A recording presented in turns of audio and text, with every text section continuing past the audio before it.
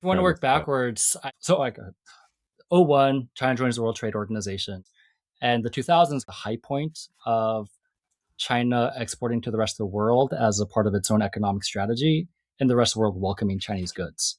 I think '06 is technically the high point of China's exports divided by GDP.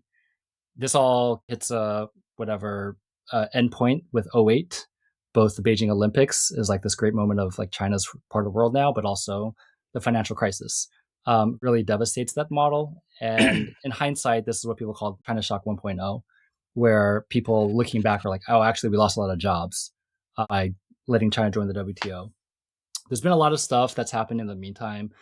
I just, from the Chinese perspective, I would say they pivoted. I just, from the Chinese perspective, I would say land upon in the 2010s is real estate and infrastructure. So then you get the high speed rails, Right. the magnificent, corny European Renaissance style apartment complexes all over China that oftentimes wind up unused. They just build them anyway, and they think about like we'll figure out who lives there later on. Um, and then in the middle is 16 with Trump, and that is a big deal.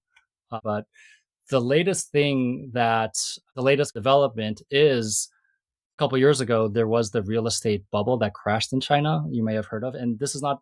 It's like '08, but it's not because the government they themselves saw there's a bubble. We don't like this bubble, so we're going to pop it ourselves. Mm. Scandalous isn't talked about more because it really has fucked over so many people in China, but they can't talk about it and they can't publicly talk about it. There's news articles about it, but I think just like talking to like normal people in China, everyone they know is in debt because a big part of people's savings in China or just investment strategy for retirement is to put it in real estate for a Mm. variety of reasons. It was the safest investment, safer than pensions, safer Right. than any stocks and so on.